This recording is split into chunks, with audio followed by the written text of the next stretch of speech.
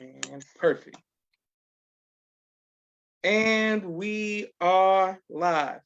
I want to thank everyone for tuning in to a very special edition of Off the Record on the People's Podcast this afternoon. We have an incredible guest with us today, one who's going to give us some amazing information as well as inspiration, and that is none other than an activist and student minister, and just a good brother, but a leader among the men and the soldiers, none other than Brother Jihad. Assalamu alaikum, sir. Wa alaikum salam, sir. Yes, sir. I want to thank you for taking time out of your busy schedule to come on the People's Podcast today, sir. Yes, sir. I want to thank you for inviting me, Brother Joshua. Yes, sir. The honor is mine. Yes, sir. Now, Brother Jihad, what we see on social media is the work, the need for the teachings of the Most Honorable Elijah Muhammad to be spread in the communities across the country, but specifically dealing with the youth, but young Black men as a focus. What is it about your organization, BYC, and the work that you all do, and how important is that in the state of Florida? Yes, sir. First, allow me to open up in the name of Allah, the Beneficent, the Most Merciful, and this one true and living God who came to us in the person of Master Father Muhammad, to whom praise is due forever. I first would like to give that declaration so that would be the base in my a declaration of my foundation that I stand on, which is the one God whom the Most Honorable Elijah Muhammad represent to us, our Savior, Master Father Muhammad. And I thank Master Father Muhammad for raising the Most Honorable Elijah Muhammad, our exalted Christ. And I thank them both for not leaving us comfortless, but for giving us a comforter from themselves in the person of the Honorable Minister Min Farrakhan Muhammad, the Jesus in our midst today. So it is in their holy and divine names I greet each and every one of you with the greeting words of peace. Assalamu alaikum. Walaikum salam, sir. Yes, sir. To answer your question,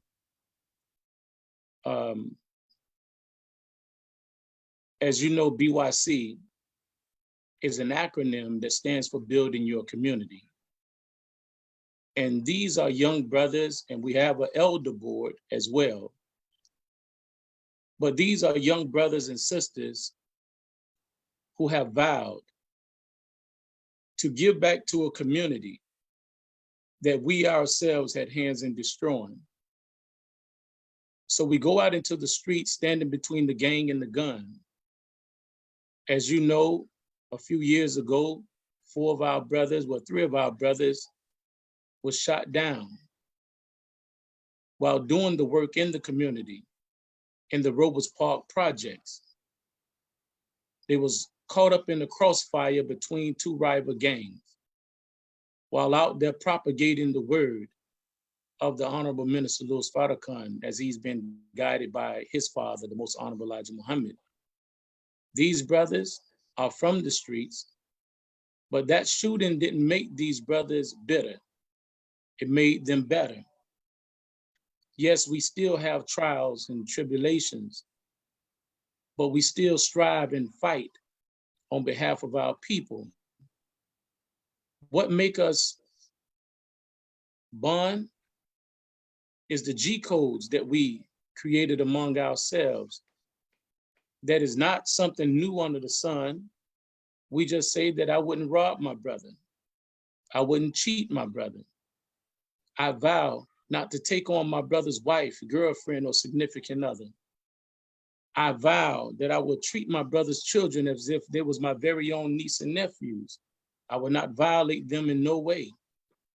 I vow that if there's ever a problem between me and my brothers or my sisters, I will try my best within 3 days, striving hard to overcome those difficulties and that conflict that have rose up between me and my brothers or my sisters. Then I continue to vow that I will try my best with all my heart to abide by the restrictive laws of Islam to the best of my ability until I can master them all. Because Islam is not hard, we make it hard. But the majority of these brothers and sisters, in short, are not Muslims.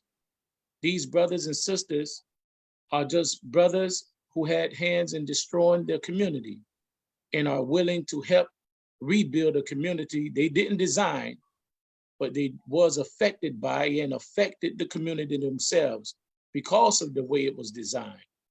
So that in itself shows that the principles of Islam, you don't have to make an altar call to religion, but by using the principles of Islam is what's changing lives in the community. Just the principles. Yes, sir. All praises due to Allah. My sister Miriam says, Assalamu alaikum, family. Sister Tracy from Baltimore says, Assalamu alaikum, happy Sunday, family. Then she said, oh Allah. Yes, ma'am. Alaikum salam. And thank you all for continuing to watch the People's Podcast. Okay, well, Brother Jihad, what can we do around the country to help support you in the efforts of the BYC? Yes, sir. Well, you already doing it, Brother Joshua Muhammad. And you're helping us by understanding the misunderstanding that the enemy have given us about our leader, teacher, and guide, the Honorable Minister Min Farrakhan Muhammad. I was just viewing a talk on the People's Podcast from Brother Joshua Muhammad, the son of the Honorable Minister Min Farrakhan Muhammad, which brought tears to my eyes, because this is a brother that have walked with his father, have seen the struggles from the beginning after the nation fell. You know, children see things and know things and won't speak of things, you know, until their later days, and, you know, they'll speak on it. But when he talked about his out-of-body experience, when he talked about his drug addiction, when he talked about all of his human, you know, pediments, that made him come down from the mountain and made us look at him, you know, not in a spook term, because being blood related don't mean you God related. And this brother, I'm listening to Brother Joshua, I'm answering your question, but I'm using Brother Joshua Muhammad, Farrakhan Muhammad, as an example, a clear example. When brothers share their experience and don't be ashamed of what they have done and what, you know, have been done to them, it helped brothers and sisters like us. You know, okay, you was a heroin addict or a crack addict or a prostitute. What about the young girl who's being molested by her own father? The young girls that's being molested by their own brothers and family members. They don't talk about it because you have a grown man or a young man sneaking up in the bedroom of these young girls. Some have weapons, some may not, and whisper into the ear of this child that if you say anything, I'm going to kill the one you love. I'm going to kill your little brother. I'm going to kill your little sister. And that mama that catered to you, I'm going to kill her too. So these things goes on for years. Why? Because of a threat. See? Why do we fear now that he's a big man? Yes, sir. Yes, sir. Yes, sir. See? It's fear that got the young girl keeping a code of silence against a no good man, wicked man, or wicked woman, because it goes both ways. We don't know what goes on behind closed doors in these houses. I deal with it every day with young girls being violated by their own relatives. My niece underwent that. It's public record, but she went through it. Now imagine me having my niece with me and we in an open park having a BYC meeting, and you see officers walking across the field, at least 5 or 6 deep, coming towards us. So I say unto the soldiers, HBP.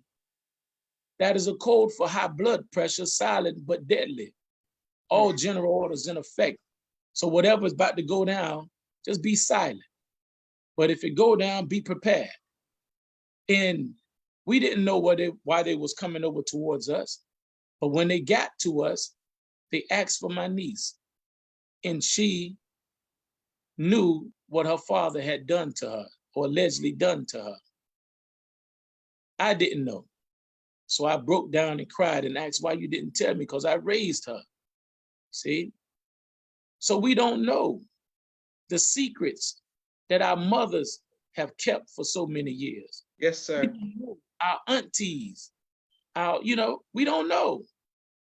Hey, go a man you done invited into your home because you seem to can't live without a man. And he's hugging you, looking over your shoulders at your budding daughter, your budding niece, or your budding adopted daughter, whatever. Just a pervert in your house. You see? Making it a coincidence every time she get out the shower, he coming down the hallway. These things happen. And it don't only happen to little girls, it happens to little boys too. Yes, sir. So the way you can help is to prevent these kind of atrocities that's happening in our community and not turn a blind eye to those in the community and not turn a blind eye to those in the Nation of Islam. Because you have sisters in the Nation of Islam that have been violated and are being violated. You see? So we got to get off this spook ship, this spook trip, thinking that we so high because we put on a white garment. We so high because we put on a bow tie. We only if we knew why our children don't want to come to the mosque. You almost have to bribe them to come to the mosque. You almost have to bribe them to come to study group. They don't want to come and join a religion that you yourself treat like dirt. They don't want to join a religion that you yourself don't appreciate. So that's why Allah says in the Holy Quran that Islam is not a compulsory religion. We don't compulse our children to believe in Islam. I never forced my religion on my children because I didn't want them to hate the religion, you see? But I gave them inklings of the principles of Islam so that they can watch me practice Islam to the best of my ability. I'm not right nor righteous, but I know I'm not robbing no more. I know I'm not selling drugs no more. I know I'm not busting my guns no more. I know I'm not out there doing drive-by shootings, but I didn't do that. I did walk-ups. So I'm not doing all of that no more. So I thank Almighty God, Allah, I was that example. They never seen me smoke. They never seen me drink. But even if they did see me do all of those things, that doesn't make you less or me better. It just means that I need to sit down with them and consult with my child, communicate with my children, and let them know why I did it, why I believe I did it. And sometimes a child can sit you down and teach you a few things. We just have to be open and listen. Yes, sir. Thank you, Brother Joshua. Oh, praise the Lord. And thank you, our student minister Jihad. Sister Tracy says, that's right. This is a blessing. People showing love all across the country. Oh, Allah. Yes, sir. Make it plain.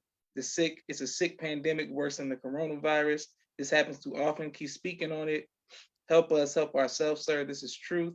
Speaking right now, painful but necessary. Communication is key. Also, Sister Kosam Akbar said, as you speak of the G code, it comes to mind how I have seen so many of our brothers who have lost their rational minds to these type of in these type of environments.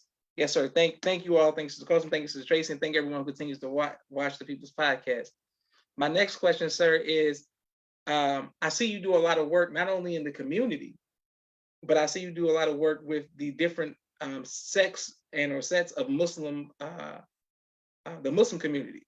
Yes, how important is it for us to connect to our Muslim brothers who are not necessarily registered members of the Nation of Islam? Yes, sir. Let me seek refuge with Allah from the rejected Satan. In the name of Allah, the Beneficent, the Most Merciful, I pray that He guide my tongue. A beautiful question. The Most Honorable Elijah Muhammad said to his spiritual son, the Honorable Minister Min Farrakhan, find a way to connect to the Islamic world. I think one of our handicaps as Muslims in the Nation of Islam, in which I am a member, a registered member in the Nation of Islam, a proud registered member. One of our handicaps is that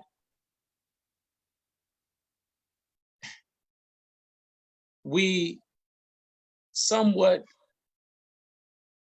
camouflage ourselves so much until they can't see the training that we receive in the Nation of Islam.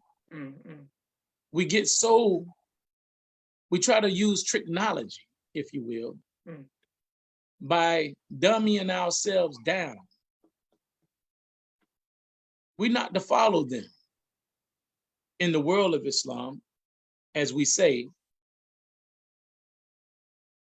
But the question is, are they to follow us in the condition in which we are in? I go over there to Istaba in a few masjids in the area, Brother Joshua. I'll be real quick. And then going into these masjid, I see empires. I see classrooms in every masjid, schools in every masjid. I see our people working on the grounds of these masjids. I see even some of our people's living in some of these masjids where the doors are open 24 hours. I see even some of our people's eating at the table with the world of Islam. I see free clinic, free healthcare at these masjids.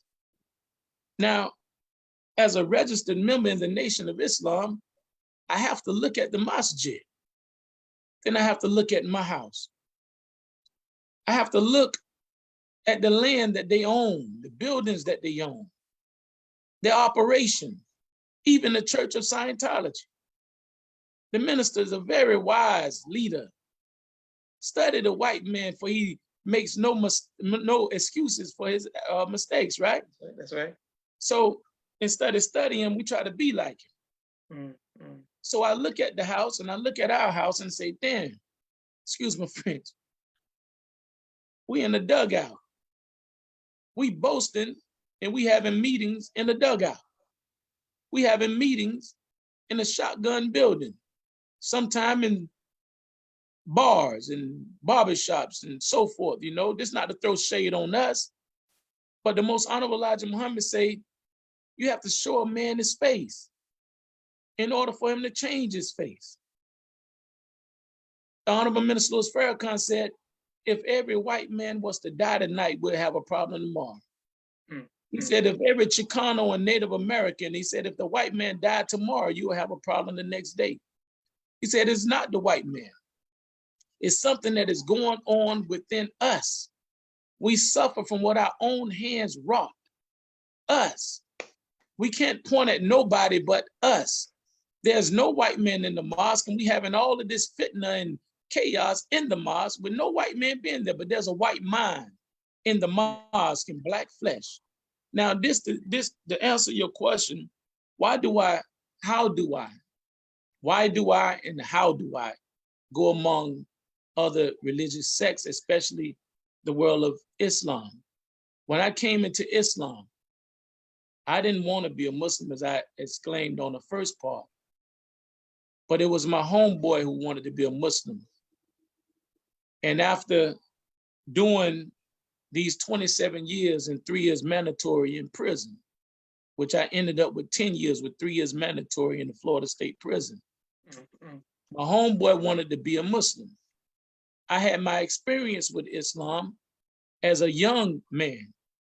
And when I heard the Adhan, it scared me. I thought they was practicing voodoo or something on me. Not that voodoo is bad. Yes, sir. But, you know, I was ignorant. So I thought they was doing some kind of magic on me. And so I never went back to another Juma or Muslim setting. I knew nothing about it. But when I got to another prison after leaving a riot, that brother wanted to be Muslim. And I went with him.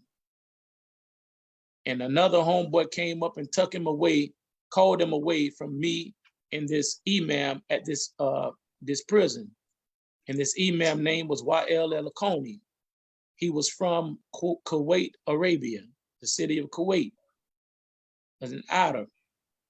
And I found myself standing there at Calhoun Correction, taking my Shahada in 1992. I didn't know why I stood there, but unlike a track, it was a black man who told me about Islam, and I didn't come right away.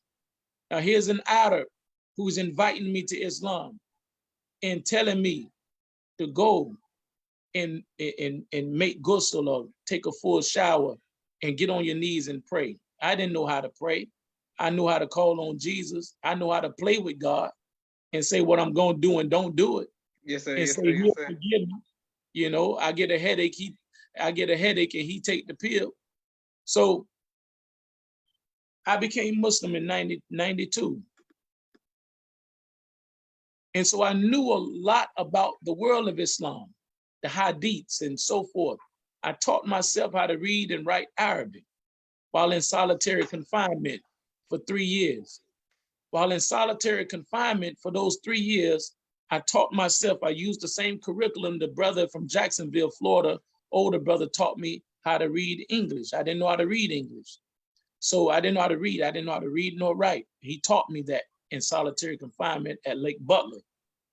But I say that to say, after emerging from prison, I had a run-in with the Nation of Islam. Me and my then, girl and my children's mom, we moved in an apartment, and the house was sparkly clean. The only thing that was left in that apartment, it was a triplex. The only thing that was left in that apartment was a VH1 on the top of the cabinet. And when I grabbed it, because I always check everything. So when I grabbed it, it said on the front, "The goddamn white man." And I said, what is this? And I used to love to record over VH1. I used to love to record over them. And I put it in, and I seen this dark-skinned brother, beautiful and all white. And he talking about the goddamn white man. If you ain't got, he said, kill them all. If you ain't got the strength to dig them up, he said, shoot in the goddamn grave, kill them all. And I'm like, man, what kind of, and he's saying Allah and Muslim and Islam and Salam. And I said, this a Muslim? So,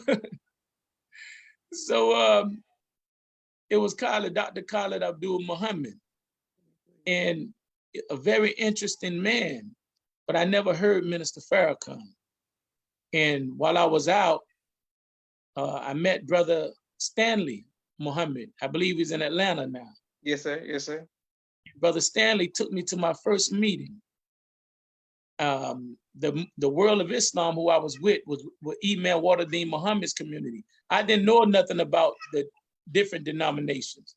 I learned later that they was with the Imam community. When I got out of prison, they took me under their wing. Brother Stanley Muhammad, it took me to my first Nation of Islam meeting, and Minister James was speaking. And I went in with my jahlabiyah, my dashiki. Yes, sir. Yes, sir. And while I'm in the audience, Minister James, he teaching. And he said something to this fact. He said, you know, he gonna kill me for this. He said, we don't wear no goddamn dress. I'm a black man and so forth. And I'm like, well, hell, I ain't got a dress on. I got a jahlabiyah on. I got a dashiki. I look kind of African a little bit, right? And so, but he gave me an engram.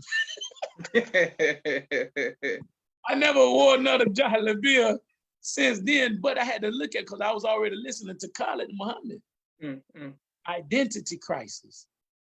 And I didn't know my mom raised white children. So I never looked at color. And I hope to finish this before we end. I never looked at color. But at that moment, he gave me an identity, self-identifying thing, So I said, okay, all right. So I don't know what this is all about. Brother Stanley looked at me, nodded his head, like, basically take it, it's all right. And I never went back to another meeting. I had to go back to prison because I violated my probation by taking the monitor off my leg because they didn't want me to go to the hospital to see one of my twins who was suffering at birth.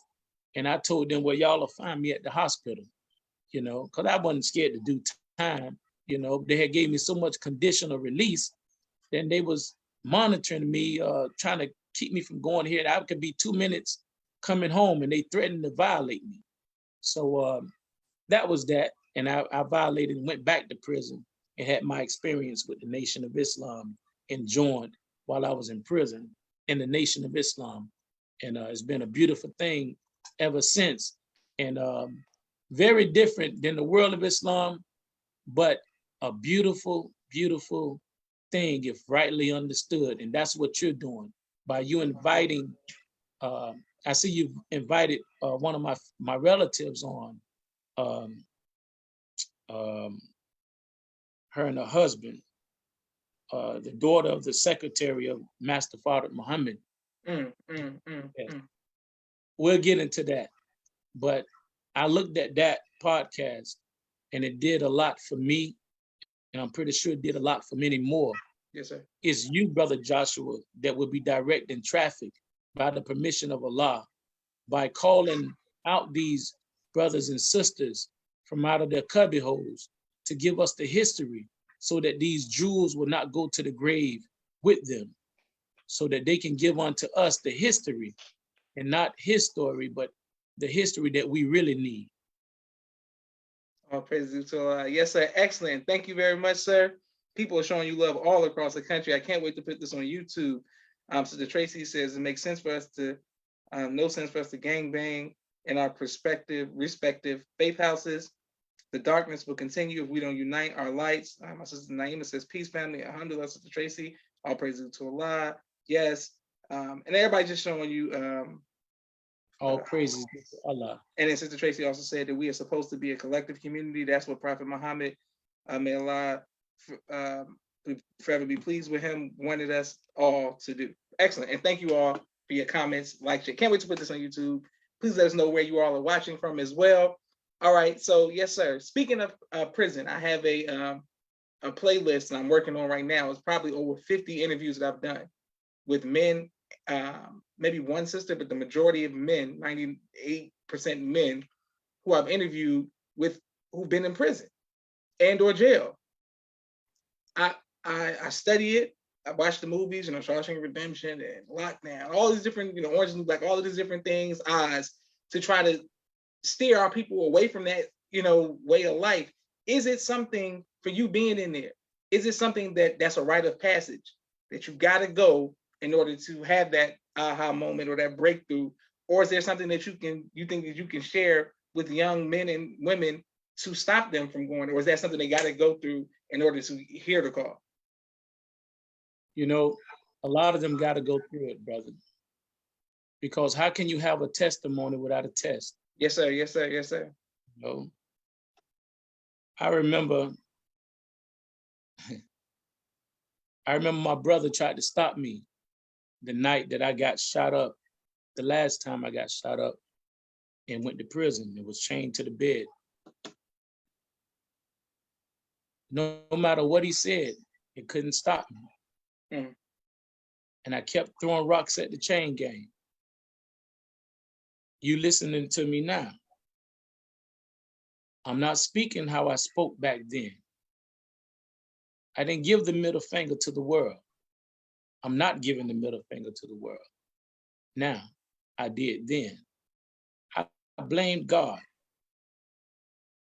I had to go through what I had to go through. I learned how to read. I learned how to write. I learned about God. I learned how to communicate with people. I learned how to appreciate my family. These young men, they have to go through what they go through, and they're gonna continue to go through what they're going through, because there's a gap that is open between the elders and the youth. They don't have nobody to go to give them righteous counsel. Because now you see the grandmothers in the clubs with the daughters. You see the grandmothers taking on, or the mothers taking on the daughter's boyfriends. See? You got a thing now among the youth that if you lay down with an older woman, that's a rites of passage. They call them cougars nowadays. Yes, sir. You know, and they loving it. And Stella, she loving it. Yes, sir. Yes, sir. Yes, sir. It's giving her groove back. Yes, sir. Yes, sir. This is worse than Sodom and Gomorrah. Mm. They gotta go through what they're going through, Brother Josh. A lot of these boys, man, that's out here on these streets that's killing, prison calm them down. Prison calm them down, brother. Look at them in the court. When the judge say you 25 years to life, they break down and cry. They start calling for their mama. They start looking back at their family that's sitting in the court with them. What about that thuggish, ruggish bone you had when you was killing Miss Mary May's grandson? When you stood over him and let off all 17 shots in him with no remorse. And then you drove off waving your flag and say, you know what I'm saying, G's up, nigga. You see? What about all of that?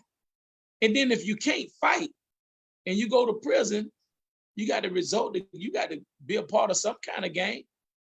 I'm gonna say something. They got to go through it. They got to go through it. I was 16 years old when I went through it. So it made them any difference. But guess what? Out of all of the 13 to 14 different prisons I've been in, I never seen one Korean. I never seen one Chinese. I never seen one Jew. Why is that? You got Jewish gangs. You got Little Korea. You got Korean gangs. You got Little China. You got Chinese gangs. But why is there the majority of blacks and Haitians are there, right? You got a few sprinkles of Arabs that's in prison. But what is preventing other ethnic groups' children from suffering the same vices that our children are suffering from? What's protecting them? What's protecting them? The Nation of Islam, going back to the question you asked earlier, how can we help BYC? Well, BYC is a baby that is birthed out of the mind of the Honorable Minister Louis Farrakhan. Yes, sir. In 2009, he gave a lecture in Memphis that was entitled Build Our Community. Yes, sir. Yes, sir. I took that term. BYC was an acronym that stood for Backyard Clique that could have been mistaken for gang activity. So what I said I have to change this narrative because there was a lot of bloodshed, like Bloods and Crips. But to my surprise, when I went back to the squad with a new acronym, after receiving the final call from Brother Anwar Arif, in two pictures, one of Master Father Muhammad and one of the Most Honorable Elijah Muhammad. And he gave me a newspaper before he moved to Baltimore. He's passed away now. May Allah be pleased with him.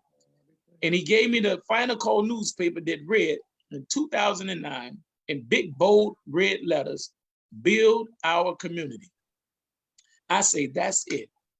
And I changed the acronym from Backyard Clique to Build Your Community. And that's how building your community came about. And we don't begin in the 80s where Backyard Clique started. We made our rebirth from 2010, 2017, when we met the Honorable Minister Louis Farrakhan, when me and you, Brother Joshua, was on his door securing the Honorable Minister Farrakhan at Flag in Clearwater, Florida. Yes, sir. So, yes, sir. Minister said to me, he pointed in my chest, he said, you are a natural leader.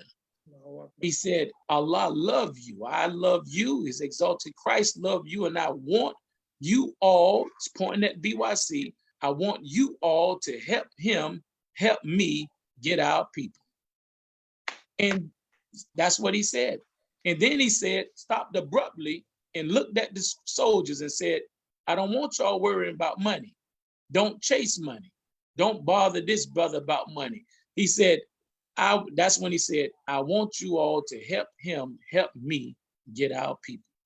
And he said, if I was ever, I won't go into that in personal, but he was just letting me know that he welcomed the work.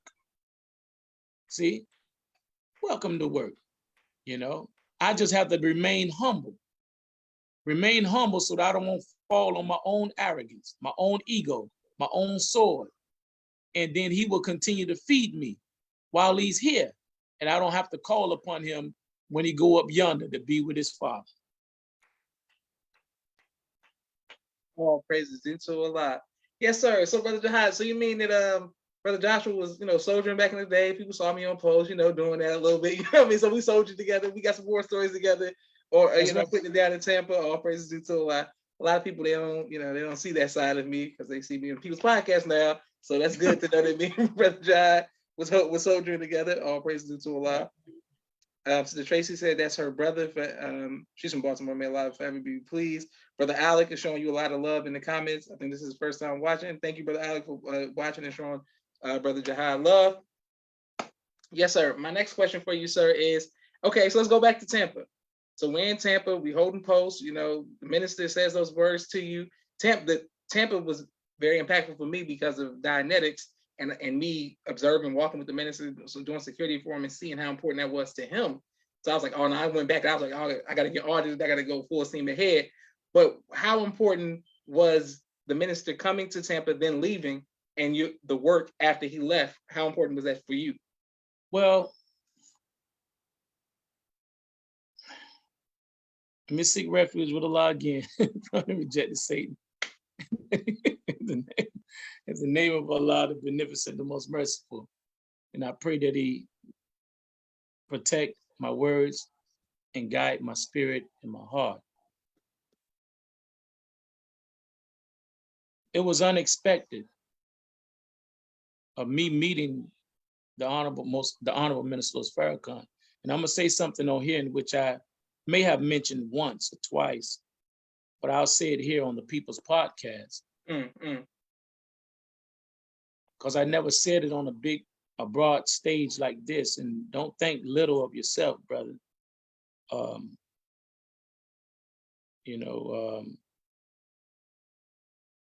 say when the minister came,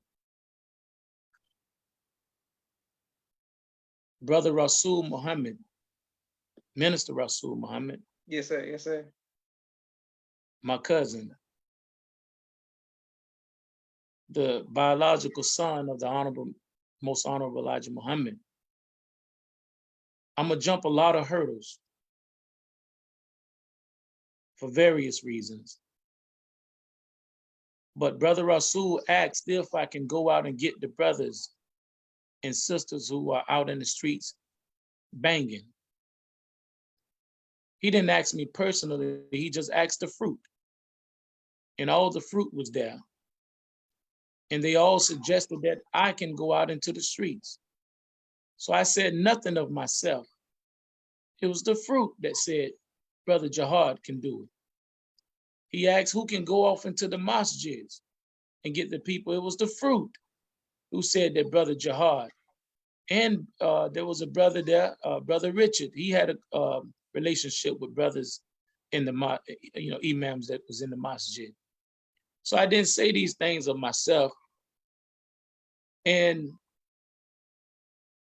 I made my word bond after he asked, can I do that? This before we even knew we was related. I knew he was related, but he didn't know because I never disclosed that.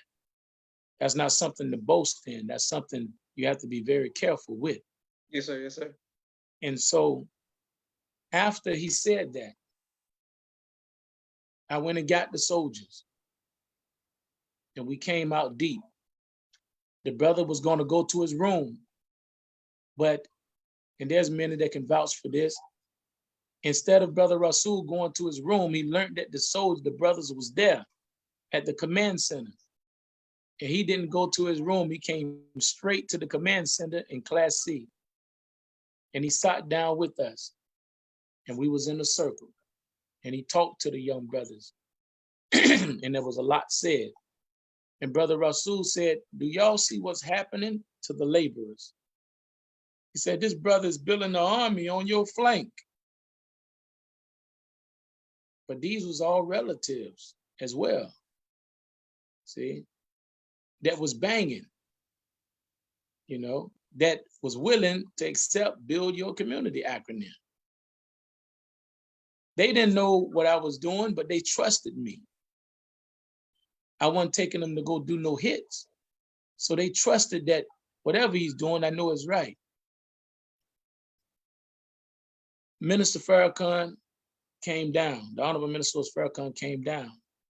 It was me and you on his door. When I came to flag, I didn't know I was going to be on post, but I seen that the captain said, man, I don't know, and I hope he don't get in trouble for this. But he said, brother, I don't know who to put on the minister's door, brother. And brothers was leaving, brothers was flanking duty dodging. You know how it go. Yes, sir. Duty Yes, sir. dodging. Who gonna duty dodge standing on the minister's door? And brother, I went up, and I had never been on a post like that. And when I came up and I seen you, after seeing you on videos, you know, drilling, when I seen you, I got a calm. It was a calm that came over me. Oh, I said, I'm good now. If I'm up here with the great Joshua, I'm good. Every now and then you'll peep down and look down the hall at me. I'm on the door, you down there. But that's what my perception. You know, if you wasn't looking, to me, I got to be on point. Yes, sir. Yes, sir. Yes, sir. Yes, sir. Yeah, right. And so I'm at the door, you know, I'm on his immediate door. So everything that come through that door have to, you know, have to confront me, you know. And so I was already given instructions who to allow to come through the door. And so Brother Rasul came in, and he went in and he said some things to me, and he went in there. The minister knew. He knew, brother, who was on his door. Why wouldn't he know? Yes, sir. Yes, But sir. Yes, sir. he knew. Jumping some hurdles, Brother Rasul gave me a call. I'm glad you asked me that. He gave me a call. And he said, Brother Jihad, the minister want to make mention of you at the end of the lecture. He said, I would like for you to give a talk in line with Brother Ali, Brother Minister James, and Minister Lewis. Would you like to do that? I said, no, sir. No, sir. He said, why? And he went in, you know how Brother Rasul do, he went to teaching me on why I should speak and yes, sir. the Yes, sir. duty Yes, sir. of a minister and so forth. And so I didn't say, yeah, no, I wouldn't do it, I would do it. But I flanked him. I didn't do it, you know? And so I stalled him out, and I stayed in the audience, and we came there deep. And while sitting in the audience, Brother Rasul came off the stage. I tried to duck off, and he grabbed me. And he said, brother, why you not on stage? I said, I'm all right down here, brother minister. He said, no, you belong on the stage. He said, I'm going to the bathroom because of my condition. He said, but I got to go to the bathroom, and when I come back, you going on stage. That's an order, soldier. I said, yes, sir. He came back, grabbed me by my hand, made sure I ain't go nowhere, and took me on stage. He walked me to Brother Student Minister Ishmael and said, this family. And he pointed at the seat behind Brother Ali and the minister, Brother James and Brother Lewis, and said, I want you to sit right there behind them. And I sat behind them, and that's how I ended up on stage. A lot of people in this area don't know that. I didn't ask to go on stage. You know, Brother Rasul came and got me out of the audience and brought me on stage and told me to sit there. And that's when the minister called me out And so I want to thank the BYC young brothers, Brother Jihad. Come out here, son. These are soldiers. They not in the mosque.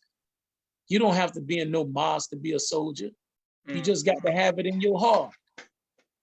Then he said, I love you, brother. I thank Allah for you. I want you to come have dinner with me tonight. And then he hit me on my jugular vein. My grandmother say, the jugular vein, you have an interior and exterior. He said one cleans the blood and one pulls the poison out of the blood. Yes, sir. Yes, sir. But Allah says in the Quran that he's closer to man than his own jugular vein. That's what he said. That's what he said. Yes, So sir. he put his hand on my jugular vein. And by him placing his hand on my jugular vein, that surah came, that ayat came to mind. That he would be with me in his absence. Because whenever you're touched by a man of God, it brings out his enemies. It brings out the wolves. So if you strong enough, if you strong and if you the right material, you may bend, but you won't break. When a hurricane come through, I'll say this and fall back. When a hurricane come through, it uproots everything that is stubborn, except the grass, because the grass bow down and is low to the earth. So I continue to try to bow down every time I get in a thought, you know, and want to clap back, you know. Out of hurt, I may say some things. Out of hurt, I've said some things. Out of pain, I've said some things. See? But try to find a way to reconcile a difference between your brothers and your sisters, because there's an enemy in a smoke-filled room waiting to kill us all.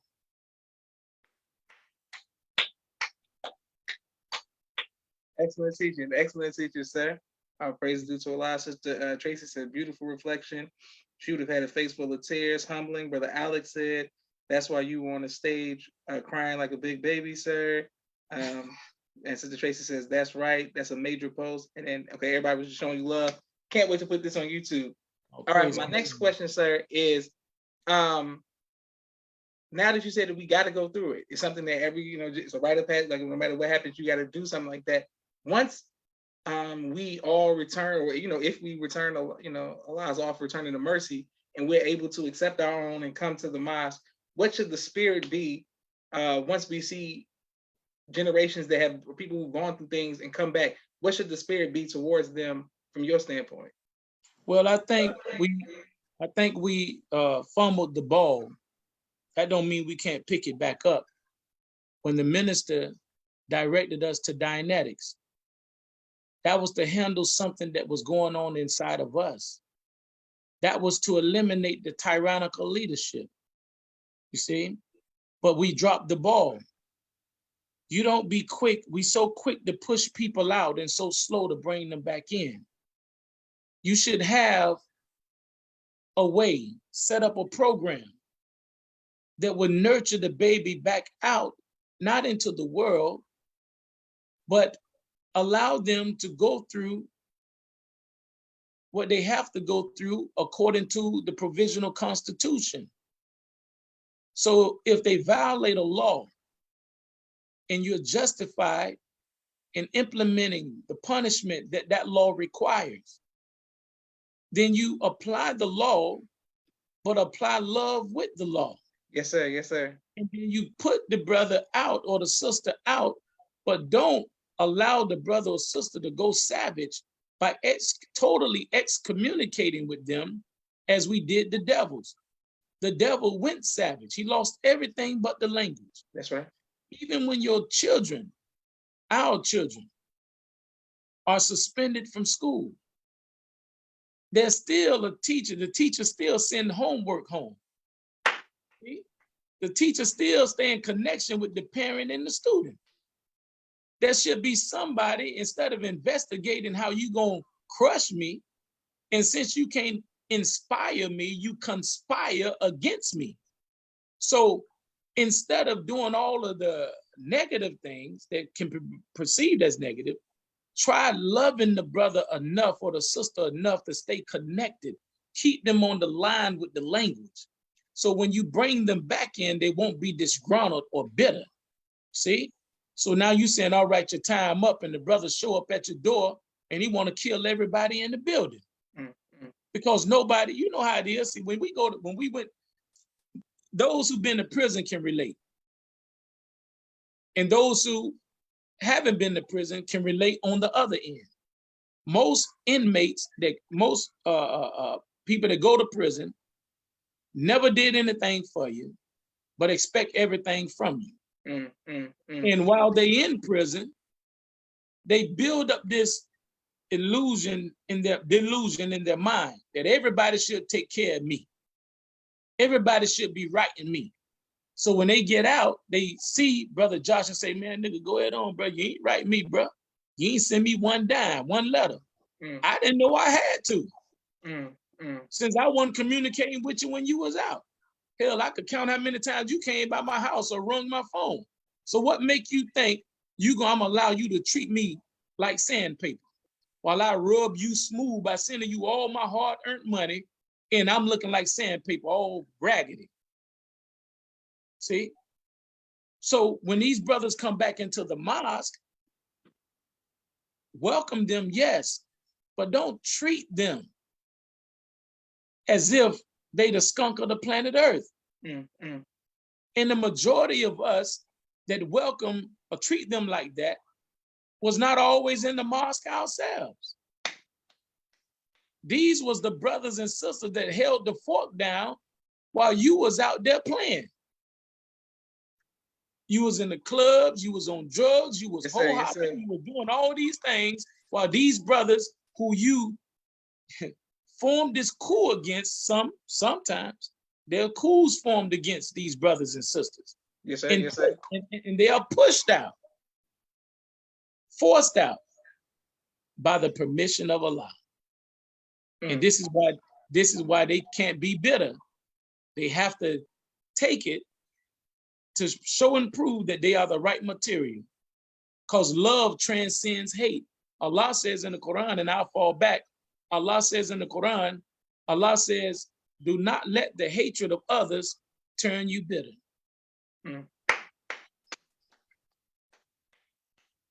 Oh, praise be to an excellent teacher, sir. Okay, great. People showing you love all across the country. Brother Alex says, good, bring forth devils. Yes, sir. Help us understand. So Tracy says, come on now, beautiful. Help us with ourselves. And then Brother Alex said, bring out the fatted calf. Everybody's showing you love and bearing witness to you. I can't wait to put this on YouTube. Oh, my next question for you, sir, is being a father. Are you a grandfather? I have 10 grandchildren. 10 grandchildren. Okay, all praises to Allah. Yes, sir. How has being a grandfather impacted you? Greatly. What Allah does, since you can't handle you, he'll take you out, he'll take you from yourself as sperm and clothe it in flesh, blood, and bones and say, okay, then teach you outside of you. Teach yourself what you say others fail to teach you. So now I got to teach me all over again outside of me. Remember the old movie called Gremlins? When they get wet, they produce more and produce more. Yes. You know, so you got to teach you outside of you. But the problem we make, and I think I mentioned this in the first part of our discussion, part one, is that, you know, I'm learning to handle that part of me that is in them instead of trying to beat that part out of them. See, I try to beat me up out of them, but that's in them. That's like a lemon tree trying to beat the lemon fruit, the bitterness out of a lemon fruit. You see, it won't happen. You see? So by being a father, I learned that what's for my sons and my daughters, what's for them is for them. See? What's going to happen with them going to happen, but I got to be there to direct traffic. In the time of Noah, he was concerned about his son. His son took flight to the mountain when the flood came. And he even went to Allah and said, What about my son? He said, get on the ark. I know who your son is. He is not your son, for he is of the devil. Yes, sir. You see, even in the time of Job, he prayed for his children constantly. Yes, sir. Yes, sir.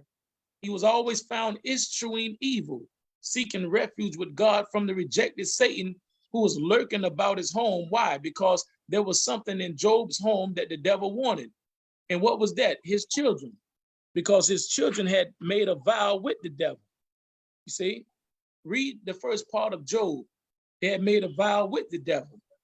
And in making that vow, the devil came to claim what was rightfully his. So being a father is an experience. Being a grandfather is more of an experience, because I have to constantly better myself so that I won't reflect what the world is trying to bring into our homes, and that is sport and play, homosexual activities, and other gambling and games of chance, and all these other atrocious behaviors.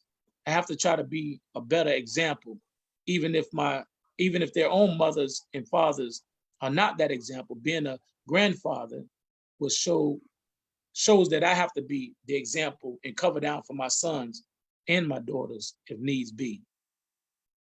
All praise be to Allah. Yes, sir. All praise be to Allah. Yes, sir. And then Brother Alex is saying, Islam comes after all else fails. So the Tracy is continuing to bear witness. And please, once again, thank you all who are going to watch this on YouTube, and when we chop it up on Facebook, Twitter, and Instagram as well. All right. Yes, sir. Brother Jihad, we have 2 more questions for you, and thank you for taking time out of your busy schedule to come on the People's Podcast. Yes, I also wanted to ask you, I saw something that you posted on Facebook when you had all of the soldiers with you. When you go to the community, what is your main approach to recruit people to the BYC? When I got the final call, I said, I got a paper, not a pistol. Because I was a jack boy. So when I bend that corner in all black, I'm not coming around the corner like this now. I'm coming around the corner. I got the papers, not a pistol. You know what I mean? You know, I come to show love. You know, not thug love, but I come to show love. Wonderful. Yes, sir. That's a cliche, right? But listen, all our people want is love. I come from that. I come out of that. So I understand that you don't go to your people with this puffed up pride, you know? And they can feel it. They're not dumb. I do a neighborhood to neighborhood Juma. I set up the brothers where the brothers call the Adhan. And I know some of the soldiers over there that's shooting the crap and smoking their blunt with their shirts off. Look on my page, you'll see them standing on a prayer rug with their shirts off. I'm not more concerned about the nakedness of their body than the nakedness of their mind. So when that brother called the Adhan, these brothers over there shooting the crap or either smoking their thing, they hear the Adhan and they look, because they know. They know. Many of them left their prayer rugs and their Qurans at the prison gates.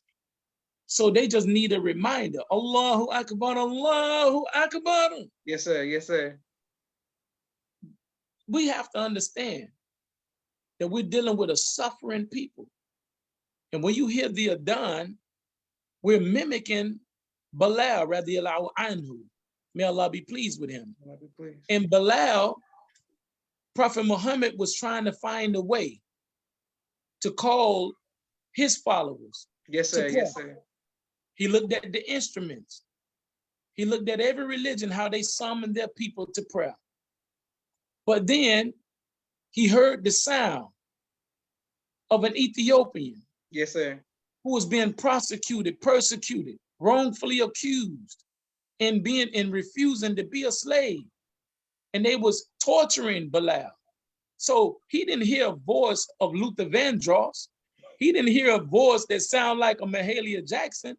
He heard the voice of a man who was being persecuted that was screaming, Ahad Allah, one God, Yes, sir. One God. Allahu And Akbar. what did Prophet Muhammad do? He sent his Sahabas or disciples to go track this voice that was more powerful than an instrument.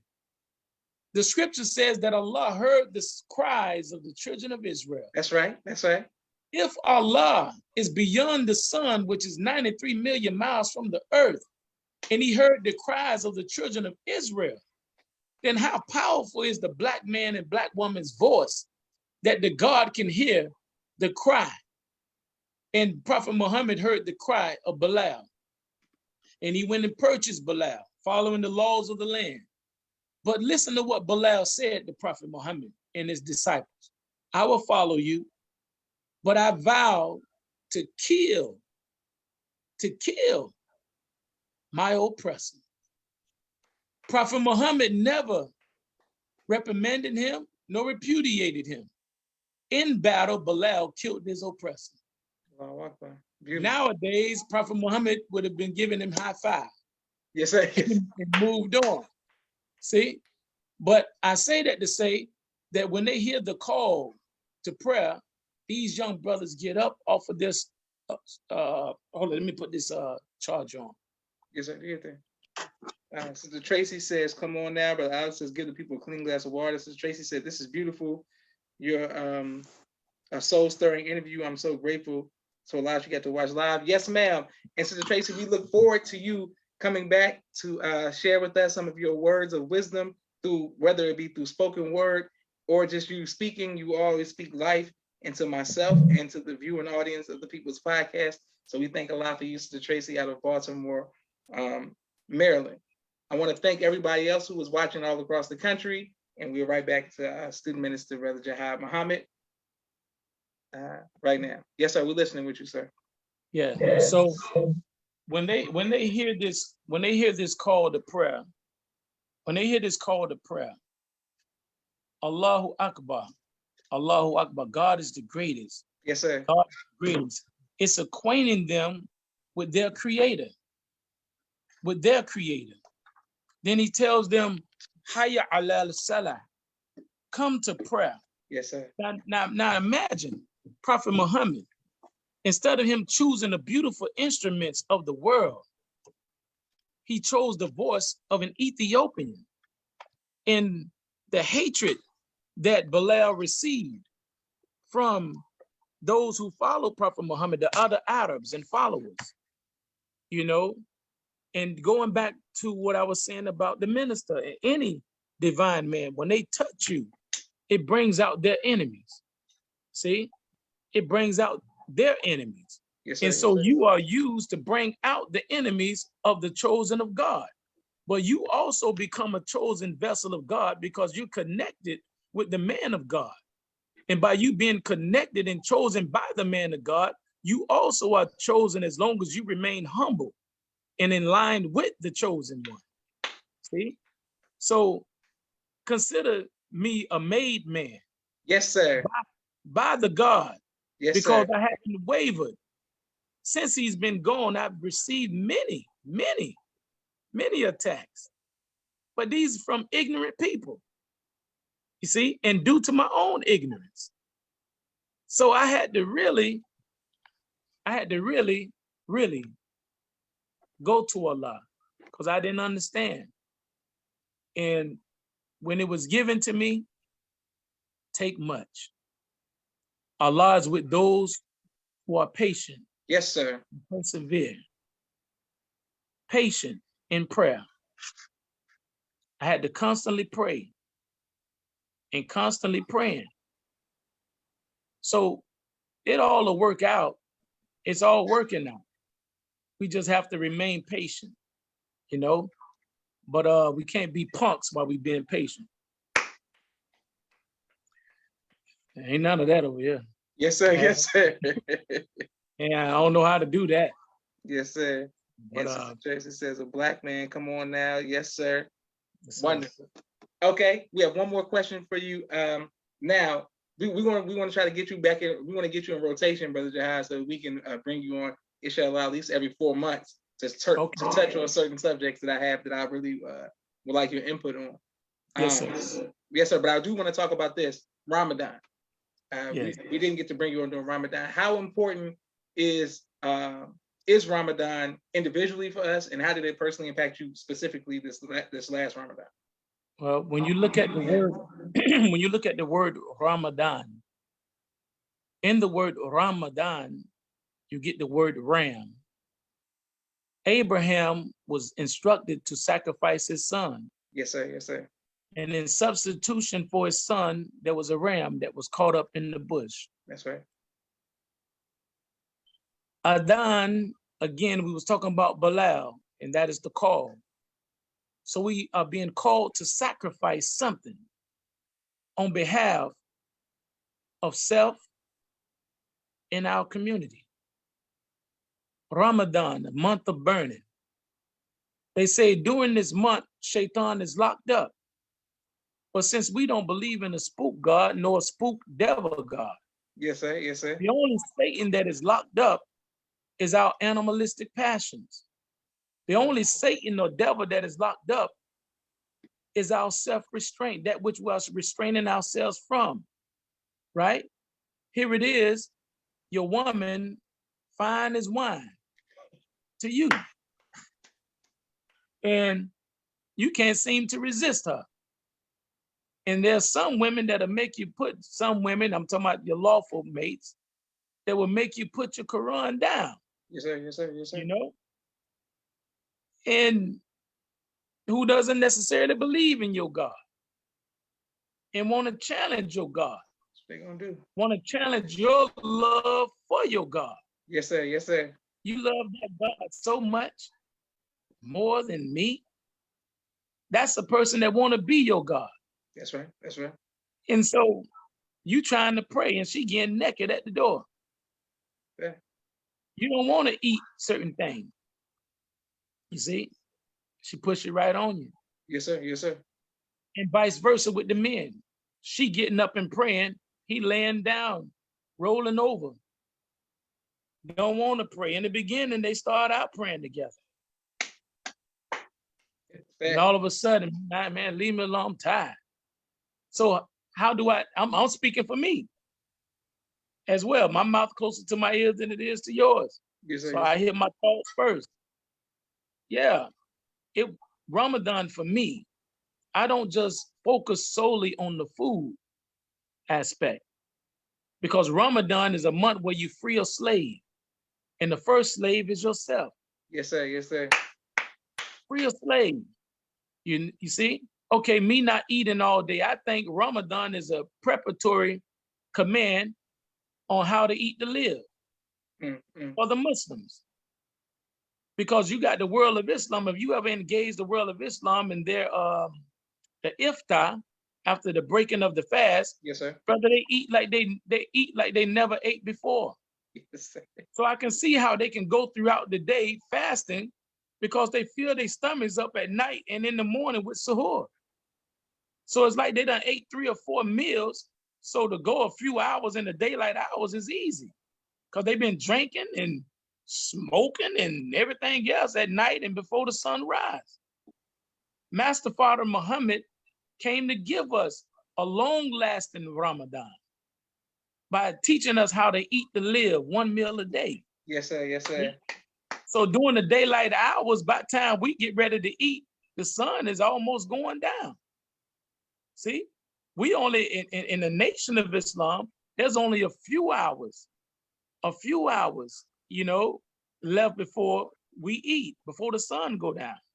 See, if we follow it right and exact, and there's some days we eat every other day. Yes, sir. Yes, sir. Yes, sir. See, so it's a preparatory, I believe, command for what Master Father Muhammad have brought us, you know? So Ramadan for me is easy when it comes to the food aspect, but it's other restraints like anger, you know? We have to work on anger. So you going without food all day, but you easy to get mad. You're very emotional.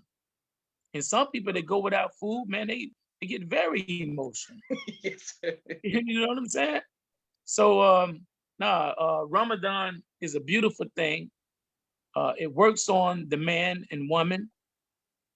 And unbeknown to many, there's a lot of people who doesn't necessarily believe in Islam as their religion, who practice Ramadan with the Muslims all around the world because, you know, it's beneficial for the health. So Ramadan is very, very significant, very helpful and helpful to those who partake in it. I hope I answered your question. I know I was all around the world. Oh, no, sir. No, sir. You answered it perfect. And I want to thank everyone who's been watching. And I want to thank you for coming on, sir. And I want to make sure that I thank you on behalf of myself, my family, and the viewing audience of the People's Podcast for your sacrifices and your family sacrifice. They are all, I know your children, even though I never met them, just through your pictures, they all look just like you, you know what I'm saying? So thank a lot for them. I thank a lot for your grandchildren. And thank you for keeping the work that you're doing. And I want to make sure that we bring you back to unpack different subjects, yes, sir, on a consistent basis, so that you can continue to give us information as well as inspiration. Yes, sir. This has been powerful. Can't wait to put this on YouTube tonight. This is Joshua Leonard Muhammad signing off for the People's Podcast. Assalamu alaikum, sir. Alaikum salam, sir. Thank you very much, soldier. Yes, sir. Thank you all for watching.